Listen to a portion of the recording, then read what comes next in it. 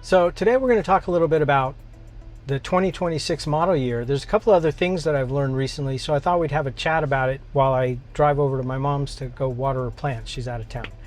So let's head out and have a little drive.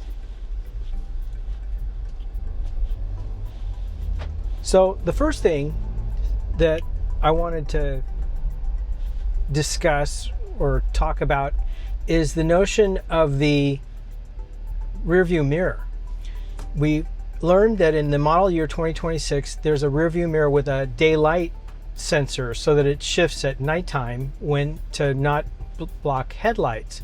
But there was also this little asterisk that said there's a cabin camera to monitor the driver, and we hadn't figured out where that camera is. Well, it's looking like the camera is located in the rearview mirror. And why that makes a difference is, for those of you that are interested in adding a Wolfbox rearview mirror, you're actually going to have an issue when you remove the factory OEM mirror, because it's part of the ADAS system now. And from what I understand, it's part of the ADAS system from the EU. Other countries require that they have driver monitoring. It's not required in the United States. So great, you can turn it off. I'll put up a picture of the menu in the new infotainment system that shows you where you can remove or turn off that feature, but it's going to put a little warning on your telltales that you have it turned off. Just like if you turn off some of the other ADAS things, it puts a permanent automatic emergency braking not available and some things like that. So if you want to put a Wolfbox rear view camera mirror in your Grenadier, you may have an issue, and it could be a permanent little marker that shows because you've removed the inner cabin camera. So I think that, that requires a little investigation before you decide if you're on the fence between a 2025 and a 2026, and you're trying to weigh the benefits of getting a 2026 over the 25, then you might want to, include this as a factor, because it's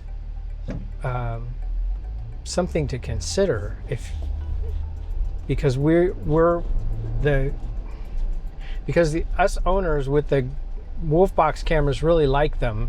It creates a lot of visibility in the back, and it doesn't matter what you have in your back seat and all of those things. So it's been a great addition, and I really wish that INEOS would just skip to having an OEM camera rear view mirror in the Grenadier, and not play around with just upgrading the mirror. Now, I actually still have my original mirror. This is what came in my Grenadier when I first got it. And I'll put up a picture of the new model year 26 camera, or the model year 26 rear view mirror with this day-night sensor. It looks very much the same, but it just has some electric connections now that you have to be mindful of. And if you remove, you could create a headache for yourself. So that's the first point, is if you're considering the 2026 Grenadier, just be aware of that. So next is the headlights.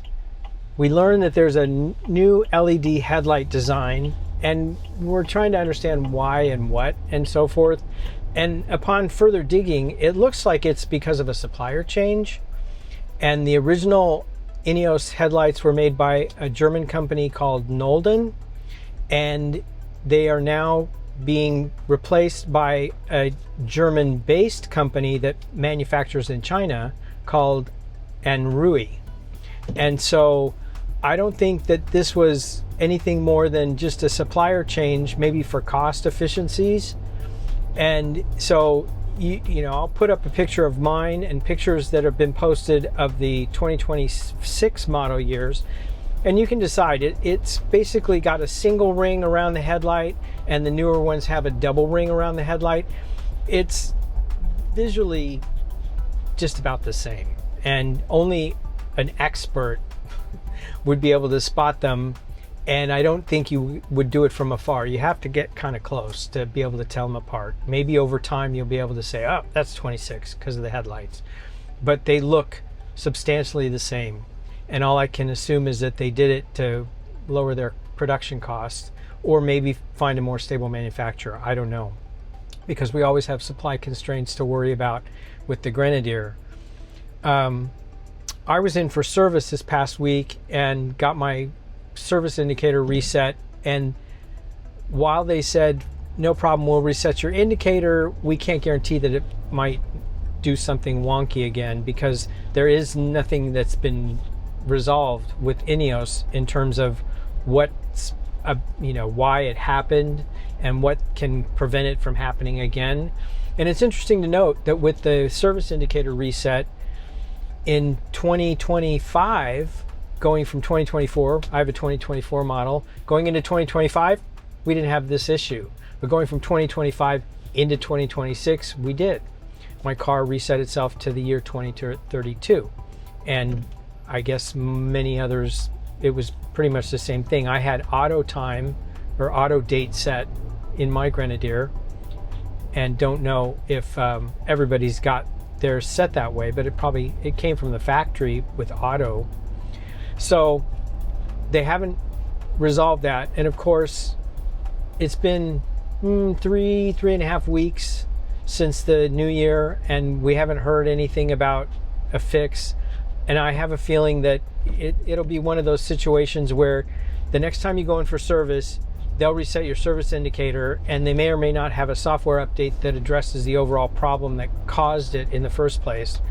But I doubt that we'll see anything before that will be, a general recall to come in and have your service indicator reset. So it's, just add it to the quirk list, because obviously it doesn't keep anybody from driving their Grenadier, and some people get a chuckle out of it, and it's kind of silly, because being 2,037 days overdue for service, it's not even, the car isn't even that old. So let's see what else I have on my list. I'm assembling information on the Black Edition, because the Black Edition is turning out to be more of a field master thing, and it's not a trial master thing. And I think that Grenadier, INEOS Automotive, is taking focus on the fork in the road between the on-road and the off-road drivers. And the on-road people, the Black Edition's got carpeted floors, and it's based on a Fieldmaster edition and some things like that. So I'm going to post a separate video where I kind of highlight all the things that the Black Edition has, and it apparently is going to be something that's not necessarily in the configurator, and it's more a stock order where the dealer has a Black Edition, exactly the things that are on it. And of course, that's what a Fieldmaster and a Trial Master are supposed to be, but those seem to be like base palettes that you add your options onto. You get the Trial Master for off-road, and then you add things to it like privacy glass and so forth. And then for the Fieldmaster, you start with the on-road focus without the lockers, and you get the things that you want, like carpeted flooring or roof rack, side steppers, and so forth. So this is more a up-level standard configuration. So anyway, we'll do something separate on that coming up shortly. Still enjoying my Grenadier, driving it not so much, because I don't drive like I used to, which is not necessarily a bad thing, but I'm still representative of those who keep on road as opposed to the off-road community. And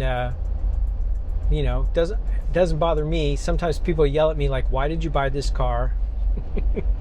Because you're not an off-roader. Well, okay, it's fair comment, but I like to buy things that look like toys, and the Grenadier just has got a classic design that I really liked, and so it's the reason that I got it. It was, I fell in love with the looks, and then we got into the details.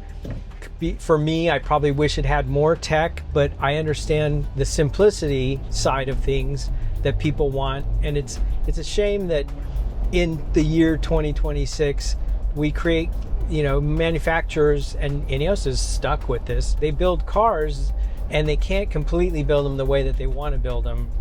I think Sir Jim's vision of having a no-nonsense, easy to work on car was completely accurate and his true intent, but the regulators get involved. You can't put a car on the road that doesn't have ABS. You can't put a car on the road in some countries that doesn't have the ADAS. So that's something that INEOS is just stuck with, and we're, as a result, stuck with it too. Does it ruin the experience? No. Sometimes it hampers it, and some people hate it more than others. I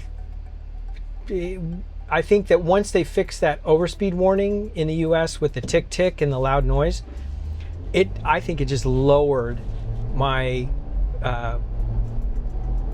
resistance and frustration, because every time you got in the car it went off, and then it reminded you had to turn it off, and that's fine, you could turn it off each time, but just having it not come on now is just better. And so if you haven't taken the time to have your software update, I'd recommend it. It really does just calm the environment down, because the car throws less warnings, and then when it does, you pay attention to it because it's not happening all the time. Whereas every time you got in the Grenadier originally, it had something to say, and we didn't need to hear it. So I'm interested in your comments about how you're making out with your Grenadier and doing well. Most people, another thing I'm doing a little homework on has to do with windshields, because people seem to think that there's a windshield problem with the Grenadier, and it isn't so much that there's a windshield problem with the Grenadier, it has to do with the flat windshield. Flat windshields are more prone to cracking when something hits them than a curved windshield that you might find in a traditional car.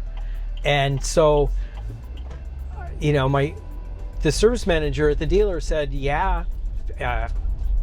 windshields break, and so far every time one comes in, with only one exception, have they ruled it an impact.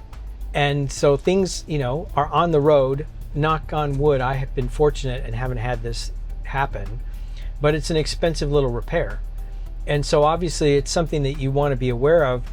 He said that the windshield insurance was a good investment and it covered you for 5 years. And I thought, okay, I don't normally buy any of those kind of things. I'm like, I take care of my cars, I don't do rough things to them, but you don't always have control of when something's gonna fly up and hit your windscreen. So that's just something to be aware of.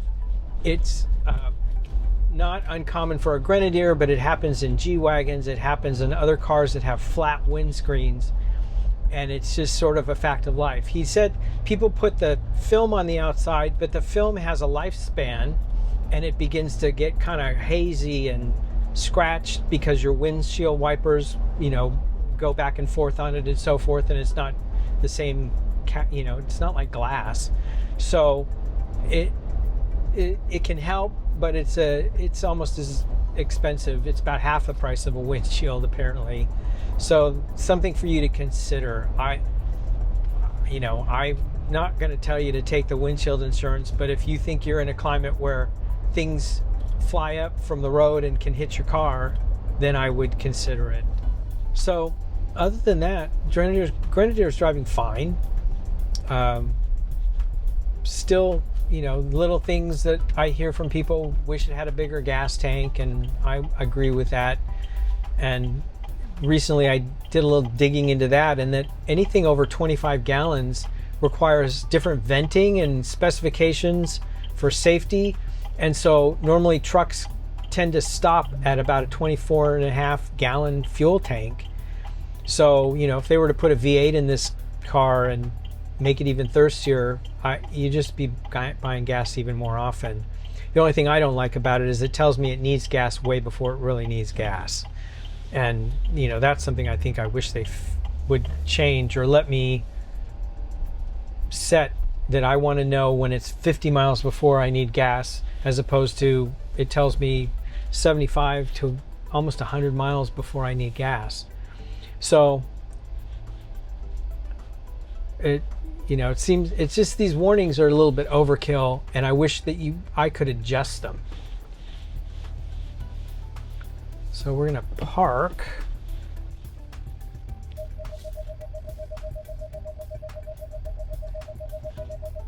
Grenadier is definitely big in a parking lot, but it is maneuverable. And it just requires a little straightening out in the process. But aside from the height, you just have to look at garages when you're going into commercial, because I live in a city, so commercial garages are something you pay attention to.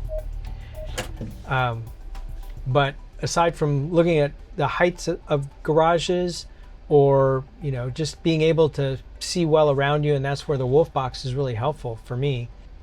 So I'm at my destination, gonna go take care of my errands, and hope you got something out of this video. I tend to make notes, and that's why I make more videos from my desk nowadays, because I can keep on point. Because when I'm driving, I'm paying attention to driving, and I tend to ramble a little bit, and then I get lost because somebody crossed the road and I've got to keep my eyes open. So anyway, leave a comment if there's anything you'd like to see in an upcoming video. Again, the 26s are here. They've got some improvements. Some people are questioning if they're improvements, but you be the judge. So anyway, thanks for watching, and I'll see you in the next video.